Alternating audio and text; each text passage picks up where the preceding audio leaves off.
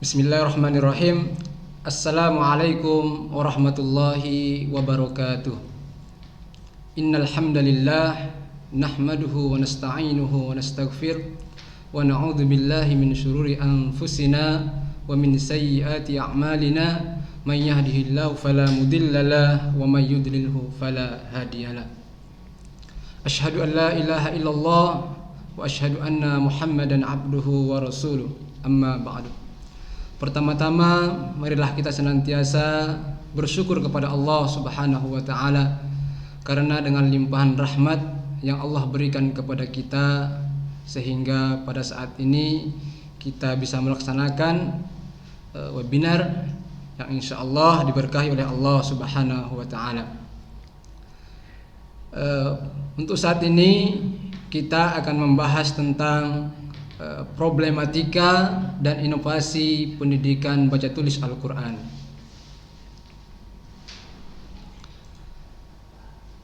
Yang pertama, sebagai pendahuluan, kemampuan dari baca tulis Al-Quran merupakan salah satu dasar utama dalam pembelajaran pendidikan agama Islam, baik itu di sekolah maupun di masyarakat. Setiap siswa Muslim diharuskan untuk dapat membaca dan menulis Al-Quran secara baik dan benar sebagai alat utama mempelajari agama Islam, baik di sekolah ataupun secara mandiri di luar sekolah. Karena setiap dalil nakli yang bersumber dari Al-Quran dan hadis lebih mudah dipelajari dan dimengerti dengan kemampuan kita membaca tulis Al-Quran. Oleh karena itu, hampir seluruh sekolah dan madrasah menerapkan proses baca tulis Al-Quran sebagai salah satu dari materi dan kurikulum pendidikan agama Islam di sekolah. Fungsi kemampuan baca tulis Al-Quran yang penting seperti tersebut di atas juga salah satu yang mendorong masyarakat, orang tua dan berbagai lembaga sosial keagamaan untuk menyelenggarakan kegiatan pendidikan dan pembelajaran baca tulis Al-Quran. Anak-anak dan pelajar juga harus dijadikan kebiasaan belajar membaca tulis Al-Quran sebagai salah satu aktivitas. Namun demikian, perkembangan zaman, ilmu pengetahuan dan teknologi saat sekarang ini serta media komunikasi informasi memberikan pengaruh yang sangat besar terhadap kebiasaan dan budaya di masyarakat tersebut.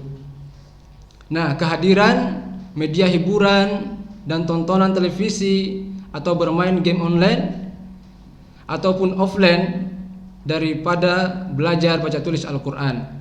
Nah, pengaruh tersebut menjadi problematika yang membuat prihatin banyak masyarakat, yakni orang tua, guru, masyarakat, tokoh agama, untuk mencari solusi terhadap problematika yang terdapat di dalam inovasi baca tulis Al-Quran. Manusia sebagai sumber yang menjadi salah satu tolak ukur perkembangan semakin berbudaya suatu individu sebagai pembentuk masyarakat semakin berkembang suatu masyarakat sebaliknya semakin maju suatu masyarakat pada gilirannya akan dituntut selalu melakukan inovasi-inovasi pembelajaran terkhusus kepada baca tulis Al-Quran. Nah, di sini ada beberapa faktor yang menuntut adanya inovasi terkait tentang pembelajaran terkhusus kepada baca tulis Al-Quran. Yang pertama adalah perkembangan ilmu pengetahuan yang menghasilkan kemajuan teknologi yang mempengaruhi kehidupan sosial, ekonomi, politik, pendidikan dan kebudayaan bangsa. Kemudian yang kedua, sebagai salah satu laju eksplorasi penduduk yang cukup pesat yang menyebabkan daya tampung, ruang dan fasilitas pendidikan yang sangat tidak seimbang. Yang ketiga, melonjaknya aspirasi masyarakat untuk memperoleh pendidikan yang lebih baik, sedangkan di pihak lain kesempatan yang sangat terbatas. Kemudian yang keempat, mutu pendidikan yang dirasakan semakin menurun, ya, yang belum mampu mengikuti perkembangan zaman, ya, ilmu pengetahuan dan teknologi. Dan yang terakhir adalah belum berkembangnya alat organisasi yang efektif, ya, serta belum tumbuhnya suasana yang subur dalam masyarakat untuk mengadakan perubahan-perubahan yang dituntut oleh keadaan sekarang dan yang akan datang. Nah, untuk metode penelitian dalam hal ini yaitu menggunakan kajian studi kepustakaan. Kajian studi kepustakaan sebagai sarana untuk mendapatkan berbagai informasi secara ilmiah, ya, untuk menguraikan berbagai permasalahan-permasalahan yang dikaji dalam masalah ini. Yang menjadi sumber kajiannya diantaranya adalah jurnal buku, ya, dan dokumen pendukung yang dapat memperbanyak kajian dan khasanah, ya, dalam membahas tentang problematika dan inovasi pendidikan tentang baca tulis Al-Quran. Nah, dalam pembahasan ini yang akan dibahas adalah yang pertama terkait baca tulis Al-Quran, ya, baca tulis Al-Quran, diantaranya tentang pengertian baca tulis Al-Quran, urgensi belajar baca tulis Al-Quran, seruan mendidik membaca Al-Quran, anjuran mendidik menulis Al-Quran, dan fungsi dan tujuan baca tulis Al-Quran. Kemudian yang kedua adalah problematika pendidikan baca tulis Al-Quran yang terdapat dalam dua sisi, yang pertama internal dan eksternal, dan yang ketiga adalah inovasi pendidikan baca tulis Al-Quran yang berisi tentang pengertian inovasi pendidikan baca tulis Al-Quran, dasar inovasi pembelajaran Al-Quran, ya. Yang ketiga, tujuan inovasi pendidikan baca tulis Al-Quran, dan yang keempat, bentuk-bentuk inovasi pendidikan baca tulis Al-Quran.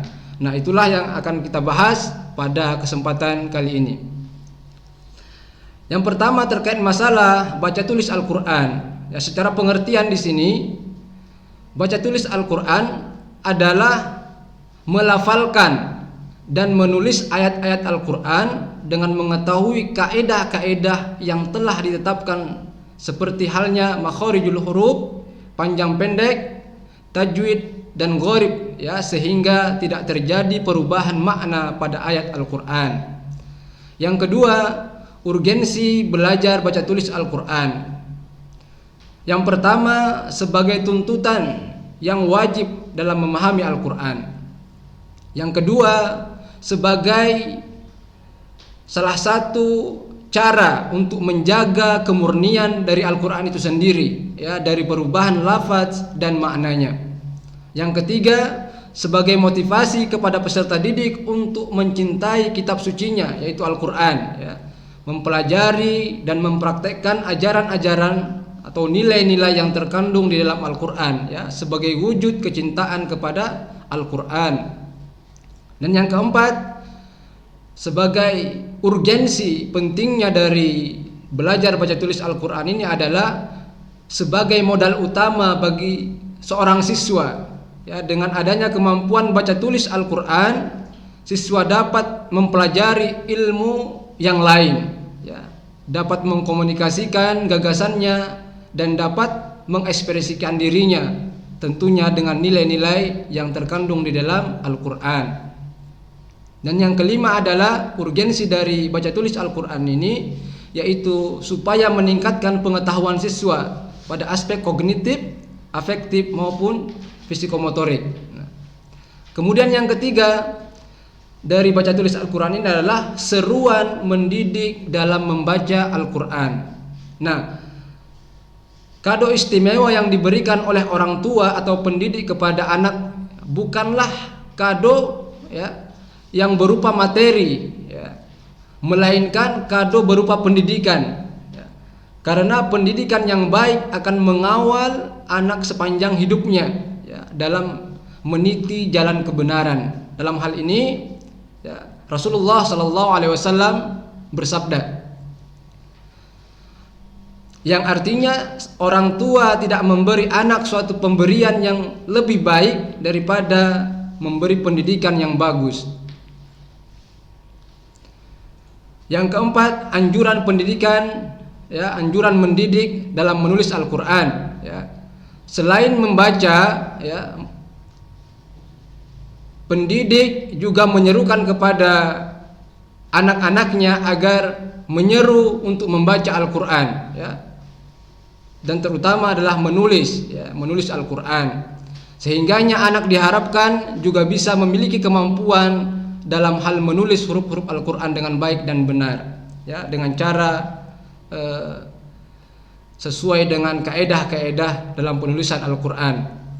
Nah, dalam hal ini pada masa Nabi Muhammad SAW, disiplin tulis menulis terkait masalah Al-Quran ini, ya, tercontoh dalam sahabat Nabi seperti Abdullah bin Sa'id, ya, bin As misalnya, mendidik banyak orang untuk belajar menulis di kota Madinah, dan itu atas dasar perintah dari Rasulullah SAW.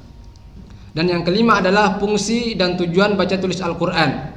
Nah, ini juga penting untuk kita ketahui. Yang pertama adalah membiasakan peserta didik, ya, ataupun masyarakat untuk mengenal, membaca dan menulis Al-Quran. Yang kedua, meningkatkan peserta didik dan masyarakat dalam memperdalam ilmu pengetahuan, ya, tentunya dengan mempelajari baca tulis Al-Quran. Dan yang ketiga adalah menjadikan motivasi terhadap peserta didik, ya, atau masyarakat untuk memperdalam bacaan Al-Qur'annya. Nah, kemudian di sini ada problematika tentang baca tulis Al-Qur'an. Nah, yang pertama terdapat faktor internal, ya, yaitu yang pertama adalah kurangnya minat, ya. Jadi salah satu faktor yang mempengaruhi tidak berhasilnya belajar anak adalah kurangnya minat belajar, ya. Minat belajar yang kurang akan memiliki dampak negatif, ya, dalam proses belajar baca tulis Al-Quran. Jika hal tersebut terjadi pada anak, maka kemampuan anak dalam belajar Al-Quran ataupun menulis, membaca, ya, akan kurang. Kemudian yang kedua, kurangnya motivasi, ya. Motivasi merupakan faktor yang sangat penting di dalam proses pembelajaran. Motivasi memberikan semangat seseorang dalam belajar, ya. Dalam kegiatan proses pembelajaran, motivasi timbul dari dorongan yang asli atau perhatian yang diinginkan. Nah, dan yang ketiga adalah kurangnya pemahaman. Nah, setiap anak didik, ya, masing-masing berbeda dalam tingkat pemahaman, sehingga demikian tidak bisa dipungkiri, ya, di antara sekian anak didik kita yang diajarkan tentang baca tulis Al-Quran akan banyak, ya, dan kadang dijumpai pemahaman anak itu kurang. Nah, ini jadi faktor yang terdapat dalam diri anak itu sendiri. Nah, kemudian faktor yang kedua yang menjadi problematika adalah faktor internal yang menjadi permasalahan dari luar anak itu tersendiri. Yang pertama adalah orang tua, ya, orang tua. Kemudian yang kedua, guru atau pendidik yang memberikan pendidikan kepada anak didik. Kemudian yang ketiga, bahan panduan, ya, yang dibawa oleh seorang pendidik. Kemudian yang keempat, media pembelajaran, ya. Media pembelajaran juga sangat berpengaruh kepada perkembangan si anak didik.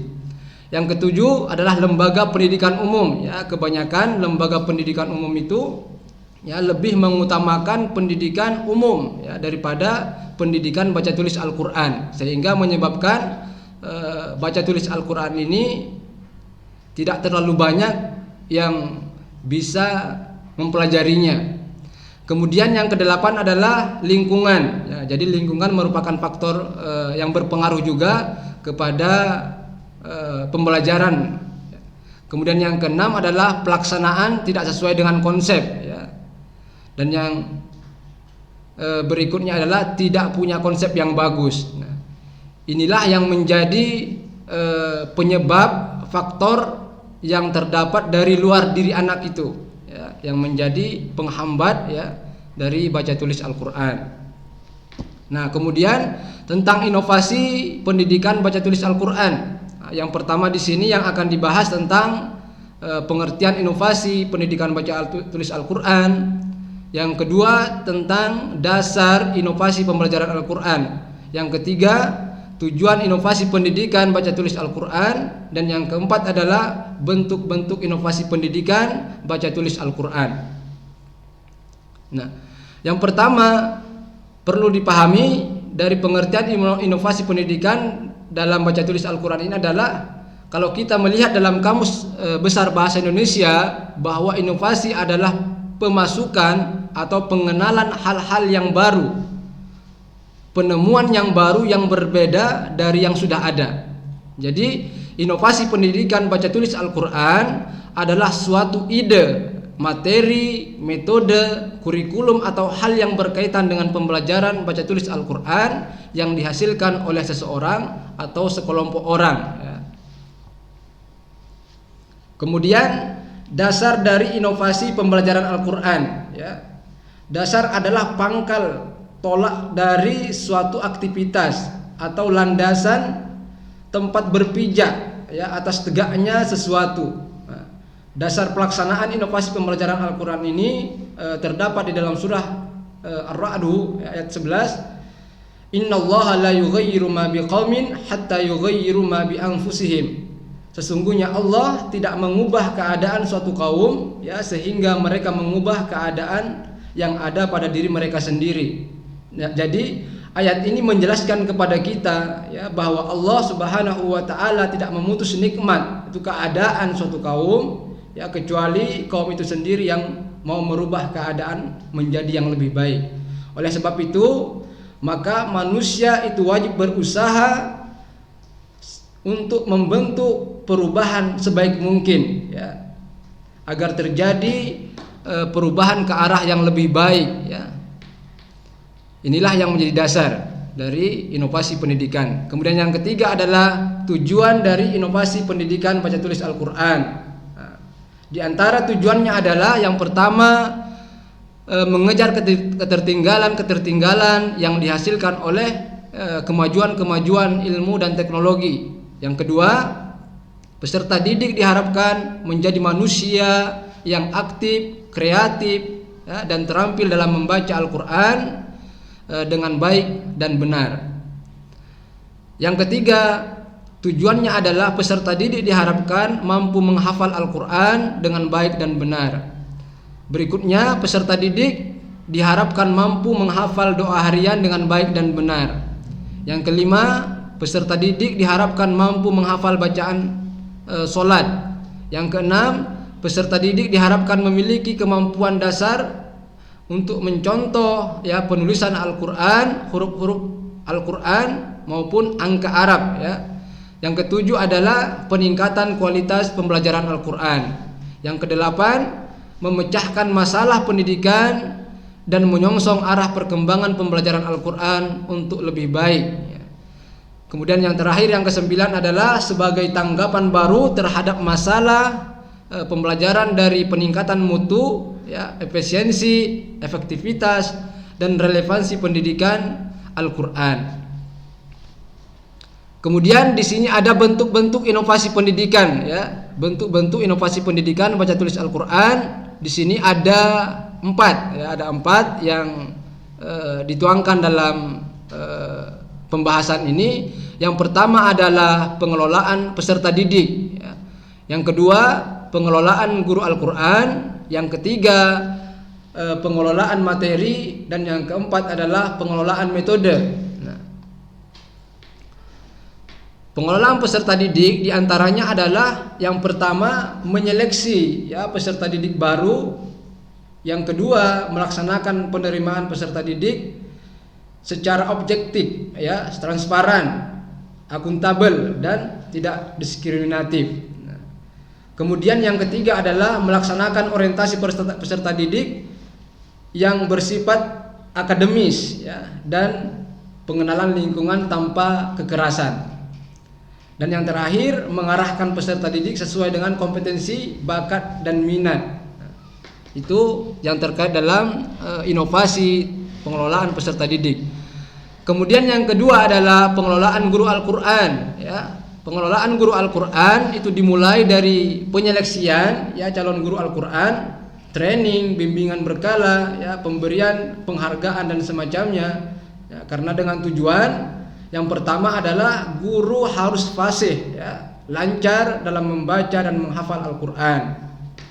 Yang kedua, memiliki syahadah Al-Quran, ya, sertifikat istilahnya bahasa sekarang ya, sertifikat dalam kelulusan bahwa mereka sudah mampu membaca Al-Quran dengan baik. Yang ketiga adalah mengetahui hukum-hukum bacaan Al-Quran. Yang keempat, telah mengikuti pembinaan calon guru Al-Quran sampai lulus dan memperoleh syahadah Al-Quran. Yang kelima adalah memiliki kemampuan hafalan Al-Quran ya, minimal juz 30, juz 29 dan juz 28. Dan yang terakhir, mampu menguasai materi yang diajarkan kepada anak didik. Kemudian yang berikutnya adalah pengelolaan materi ya, pengelolaan materi. Di sini yang pertama, materi pada pembelajaran baca tulis Al-Quran dapat dikelompokkan menjadi dua ya. Di antaranya adalah yang pertama tahsin Al-Quran ya, yang terbagi. Yang pertama adalah pengertian, kemudian tujuan, kemudian hukum mempelajari, dan yang terakhir adalah tingkatan bacaan Al-Quran. Adapun pengertiannya di sini adalah pengertian tahsin Al-Quran secara ringkasnya, yaitu tahsin adalah cara membaca Al-Quran dengan baik dan benar dengan menggunakan kaedah-kaedah yang terdapat dalam ilmu tajwid. Adapun tujuan mempelajari tahsin ini adalah agar dapat membaca Al-Quran secara betul ya, atau fasih sesuai dengan yang diajarkan oleh Rasulullah SAW, sehingga tidak terjadi kesalahan-kesalahan ketika membaca kitab suci Al-Quran.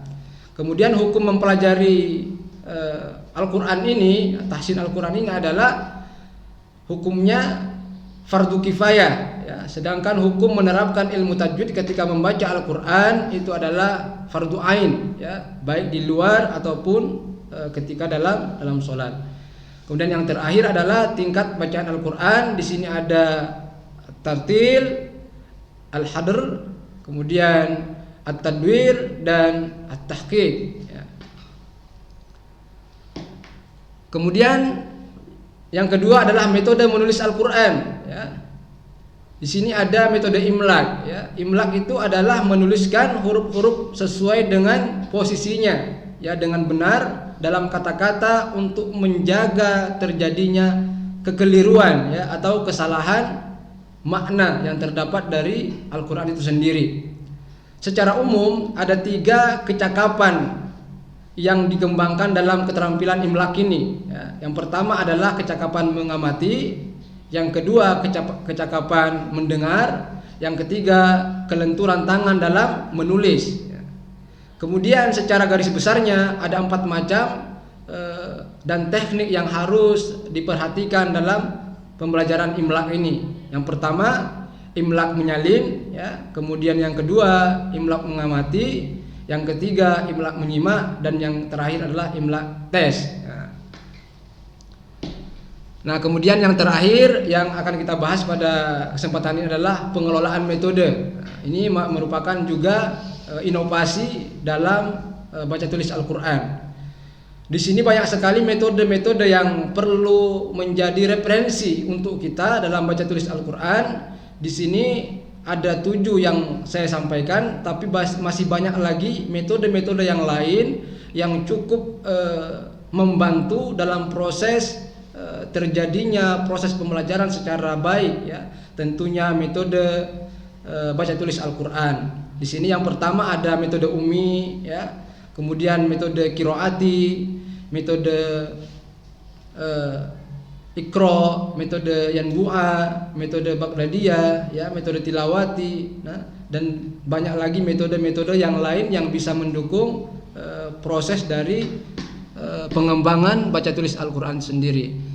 Jadi yang terakhir, kesimpulan yang bisa kita ambil dari pembahasan ini adalah bahwa baca tulis Al-Quran merupakan salah satu atau pelajaran yang mempelajari bagaimana cara kita membaca dan menulis Al-Quran dengan baik dan benar sesuai dengan kaedah-kaedah yang sudah diatur. Kemudian kemampuan baca tulis Al-Quran merupakan salah satu dasar utama dalam mempelajari pendidikan agama Islam, ya, baik di sekolah maupun di luar sekolah. Nah, setiap siswa Muslim itu sangat diharuskan, ya, bahkan diwajibkan, ya, untuk belajar membaca dan menulis Al-Quran yang secara baik dan benar. Nah, dari pembahasan di atas yang kita sudah paparkan tadi, terdapat kesimpulan, ya, terkait masalah problematika maupun inovasi yang ada di dalam pendidikan baca tulis Al-Quran. Di mana problematikanya adalah yang pertama adalah faktor internal, ya, faktor internal yang meliputi kekurangan minat dari anak didik sendiri, kemudian yang kedua kurangnya motivasi, dan yang ketiga adalah kurangnya pemahaman dari murid itu sendiri atau anak didik. Kemudian yang faktor kedua adalah faktor eksternal yang meliputi orang tua, guru, buku panduan yang dijadikan bahan oleh guru, kemudian media pembelajaran, kemudian tidak punya konsep yang baik, kemudian melaksanakan tidak sesuai dengan konsep, dan yang terakhir lembaga pendidikan umum dan lingkungan, yaitu menjadi faktor problematika dalam baca tulis Al-Quran. Adapun inovasi yang terdapat dalam baca tulis Al-Quran ini adalah yang pertama pengelolaan peserta didik, yang kedua pengelolaan guru Al-Quran, yang ketiga pengelolaan materi, dan yang terakhir adalah pengelolaan metode. Nah, mudah-mudahan dari pembahasan ini kita dapat mengambil pelajaran, sehingga dengan mengambil pelajaran kita bisa menerapkan dalam pendidikan kita, khususnya pendidikan baca tulis Al-Quran dengan baik dan benar. Demikian, wallahul muwaffiq ila aqwamit thoriq. Wassalamualaikum warahmatullahi wabarakatuh.